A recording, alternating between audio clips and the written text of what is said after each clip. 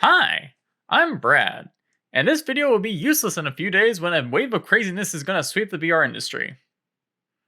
I've been talking a lot about how the giant tier 1 companies, these big players in the industry, are really trying to hang on and get a grasp of this big XR technology boom because it's kind of like the next sort of generation of computing, which is, we like to call it spatial computing. Obviously, we know that Apple, Google, Meta, Valve, in some ways, all these companies we know and love, they're very interested in mixed reality, AR, VR, all that good stuff. One company that's huge, but is kind of a controversial figure in the industry, not really just what they do, but the fact their products they've been in the XR industry, but they kind of fail, is Microsoft. Microsoft is not new to the XR landscape. In fact, they've had two different projects related to the Metaverse, known as the Windows Mixed Reality for VR, and then they had the Hololens, which is more enterprise AR systems. They are investing a considerable amount of money into this, just like these other companies, but I found out some exclusive news that their next project, which I kind of talked about in a previous video, about how they're kind of partnering with all these companies, well, Microsoft doesn't really have much of a hand in that. Again, I'll talk more about that later. Before I go on, if you want to support videos like this and every other leaked garbage I have to dig through with my brain, check out my Patreon, bradsmells.com/Patreon.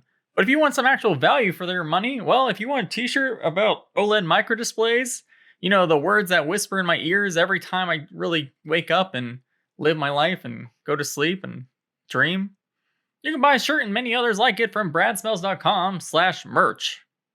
Anyway, enough shilling. What prompted this video? Well, than the fact that I got some exclusive news, there's been a lot of poaching in the industry for this big XR boom.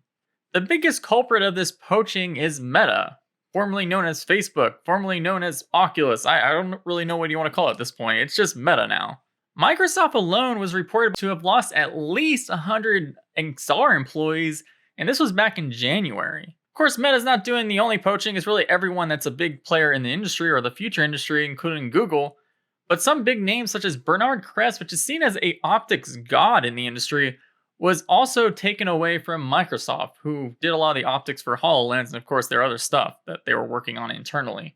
But Meta recently poached someone known as Rune Jensen. He was the general manager of all the HoloLens hardware projects.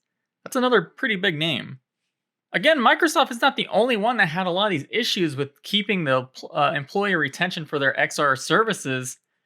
Apple has been having a lot of the same issues. Bloomberg also reported that Apple has been losing a lot of employees to Meta as well. A lot of competition between offering bigger salaries has been kind of all over the place. Really, if you work at a tech company and you want to make a lot of money, check out Meta because they are just throwing money out the window right now. It's gotten to the point where Apple, which normally would not do this, has been offering huge bonuses for employees that would stay with them for a longer period of time. Basically, they would give off these stock options up to $200,000 if they stay with the company, and this kind of money would kind of generate over time the longer they stay. They first offered up to $180K for some of these employees in December, but apparently more recently, including this week, it was reported that another $200,000 on top of that was offered more recently. Again, a lot of money is being spent on this XR stuff. It's crazy. But Microsoft seems to be really taking the most brunt of these larger companies with these XR poaching issues. And poaching was just the first problem that Microsoft was having with the XR ventures that they were trying to jump into. I would say their products in XR has been the second issue. Now, I know some of my viewers probably really enjoy some of the Windows Mixed Reality headsets. In fact, some of people's first headsets were older Windows Mixed Reality headsets because they were discounted so low.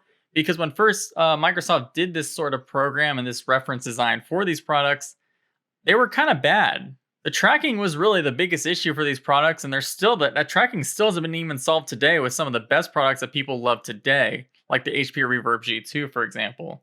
And when those products were not selling well, they were discounted to some insane amounts, to like $200 at some points for a brand new kit. Which back then, this was like early PCVR days still, that was an insane value. And not even just the price discounts for the Windows Mixed Reality platform, you stop seeing a lot of updates too. Very small bug fixes and even complete breakdowns of when they upgraded their operating system to Windows 11 for these headsets. There was just so many issues with the software platform that they forced on their users to use these headsets. Eventually, they realized that it would be better for them to allow Steam to kind of handle a lot of that stuff. But even with the current headsets, you still have to go through this Windows mixed reality platform that they provide. But that was all the consumer stuff, and they clearly, they're barely dabbling in that right now. The VR, consumer VR. But they had one grace in the XR industry that was kind of ahead of everyone else, but it was for the enterprise. People that work professionally, maybe working in factories, they need like AR heads up devices. This is where the HoloLens line came in and probably got the most success. Sort of. HoloLens is an expensive device because it's targeted for the business enterprise sector. And recently, in like a couple of years ago, they released the HoloLens 2 headset. People praise the platform continually, all the software for it, but there was a lot of issues related to the displays and really the overall quality of the device. So it's time to teach you something. The HoloLens 2 uses something called laser beam scanning. This is a new technology compared to a lot of other headsets that we've seen, which is it's not a normal flat display with pixels built on the display. They're actually using lasers with oscillating mirrors. Basically, they just spin back and forth at ridiculously high speeds, and the lasers bounce off the mirrors, and they're kind of designed for the idea that they would directly go into your eyeballs. Yeah, it's very difficult.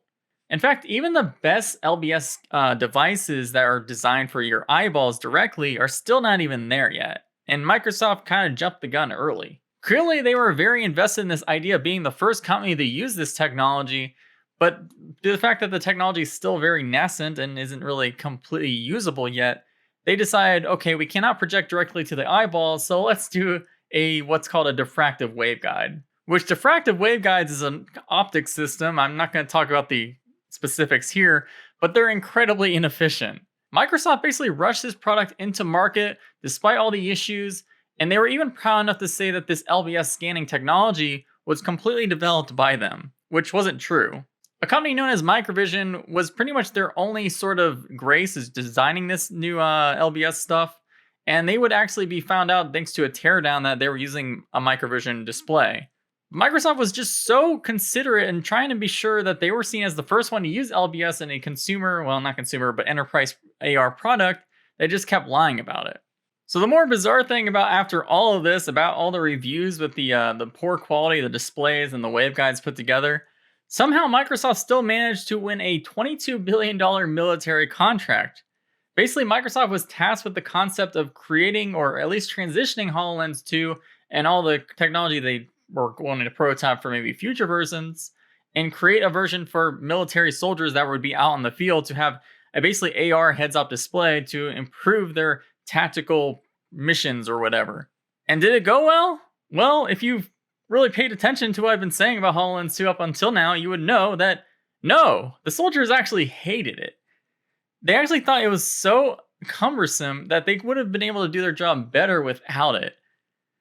Microsoft is even expected to have a newer prototype in the future months, but some leaked documents show that even Microsoft is expecting that prototype to fail. So yeah, these HoloLens ventures from Microsoft developed purely probably by them using a bunch of parts that they found and thought would be the next generation of this device that they're creating, just complete failure. So that is now two big Microsoft Metaverse failures, the Windows Mixed Reality and the HoloLens. Yeah, again, HoloLens could still be solved, it's just the hardware in the HoloLens 2 is just, ugh. So now we're going to start talking about the future now. Remember I said that Microsoft was lying about the fact that they were using a company known as Microvision LBS displays in the headset because they were so proud of this design that they thought was going to be revolutionary? Yeah, the person that kept denying that was a man known as Alex Kipman. He's basically the lead developer of the HoloLens project, and yeah, he is a very, very trustworthy person, clearly. You can tell by the previous lie and the fact that he has a NFT monkey as his profile picture on Twitter.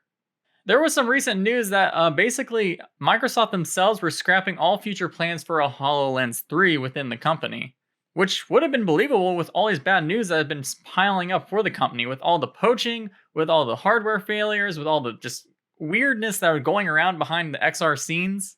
But I actually think that he was telling the truth, kind of, for the HoloLens 3. I actually do not think it's being canceled. It's just being repurposed, and I don't even know if the next product will be called HoloLens. In a recent video, I did a huge overview of a bunch of different products that is being worked on by Apple, Samsung, Microsoft, and Meta. In that video, I talked about how Microsoft was going to use a Qualcomm chip with their own operating system. We're partnering with Samsung, and yeah, a lot of that's true. They're probably going to be targeting the consumer market this time because everyone is. This is a big opportunity and every big player is working on it. However, I just spent I don't even know, minutes saying that Microsoft is clearly losing employees. They can't do everything themselves. Their R&D efforts is failing. So what are they going to do? Well, they're going fully outside the source. Microsoft themselves is actually not designing their next product. A company known as Guartech actually is. Who are Guartech? Well, Guartech's a very big manufacturing company in China. They pretty much mass produce every single PSVR and PSVR 2 eventually, and even all the Meta headsets. They're very good at it. But they're not just a manufacturer, there is what you call an ODM.